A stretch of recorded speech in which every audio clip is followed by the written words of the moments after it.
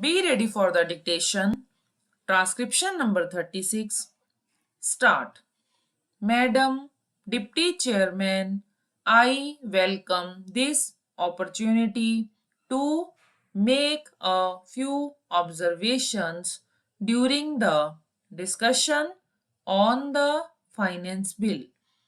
At this stage, therefore, it is better to use this opportunity to make a survey of the economic situation and find out what the present condition of the people is, whether they are satisfied, and if they are not satisfied, what the reasons are. I feel this responsibility is greater today when the American aid is likely to be reduced, and therefore we have got to stand more on our own legs.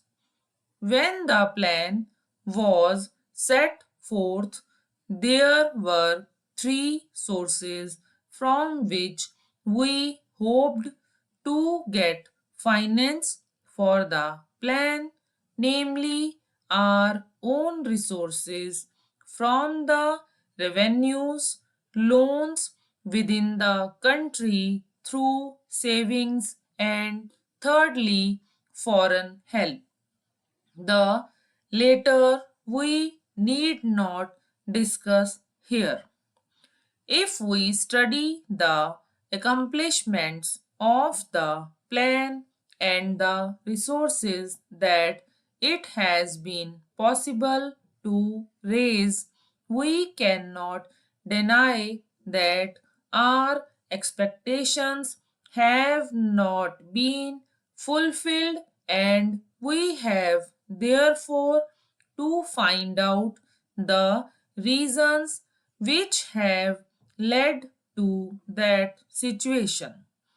Here, incidentally, I would like to touch in a sentence or two the entire theme of the speech of Mr. Bhupesh Gupta.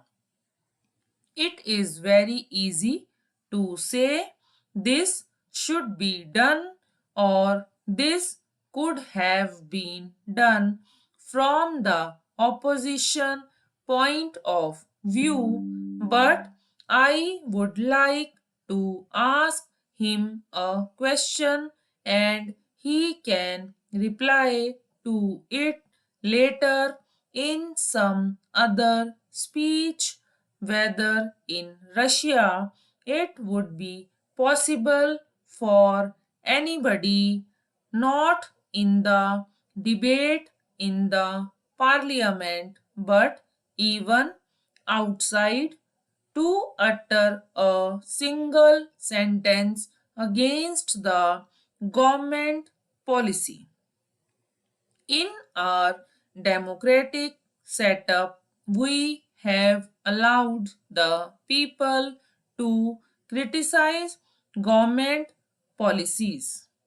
Even as Congress people, we are free to criticize the policies of the government, but the point is whether the doubts raised in the minds of the public by the people in the opposition who show their loyalty to a different setup would be conducive to create the enthusiasm that is necessary and the inspiration that is necessary to give their very best to fulfill the targets of the plan. This planned economy is really not a thing that will go successfully hand in hand with a democratic setup unless some other things are there, and they are the inculcation of a national spirit, giving of proper national education to develop a national outlook. Unless these things are done as they are in other countries like England, unless that type of spirit is created in the country by all the people of all types of views not being allowed to create differences and doubts in the minds of the people, we cannot, in a democratic setup, have the success which we want, and we cannot fulfill our promises to the people. Without going further into that aspect, which really came to my mind as a result of the long speech of Mr. Bhupesh Gupta, I would like to make a few suggestions so that a proper attitude towards giving of one's best to the plan and to raise the national economy can be developed. I would like to make three or four points. Firstly, we have to see that we take steps to check corruption at any level, whether it is among the people in the public sector or among the officials. Then we have also to see that we give a proper type of education, rouse a proper spirit of service. We must also check the trends for inflation and also lay stress on austerity so that the people will feel that there is something at stake. I would not like to take much time off the house.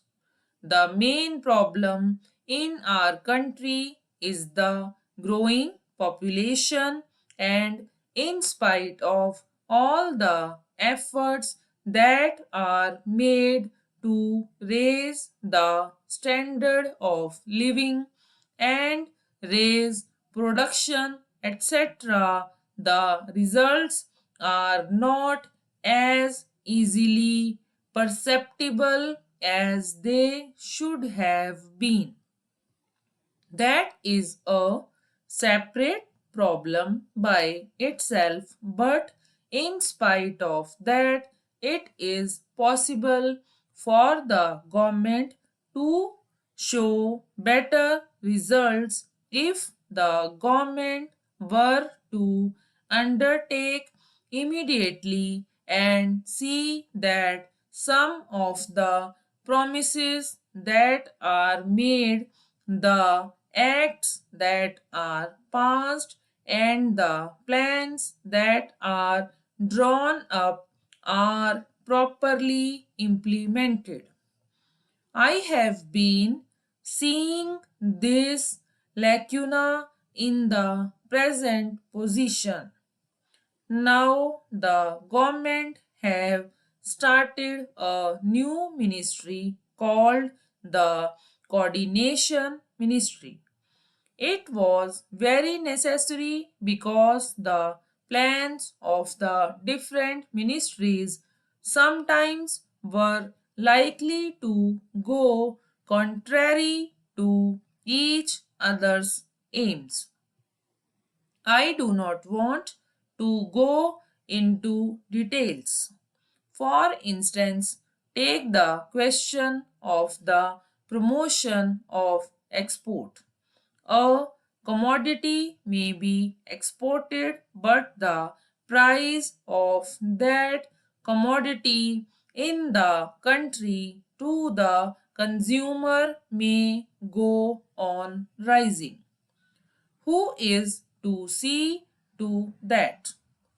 Take tea for example.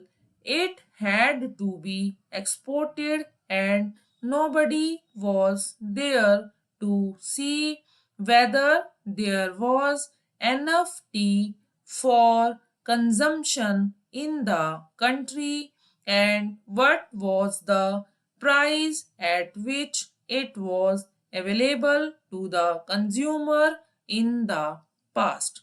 Stop.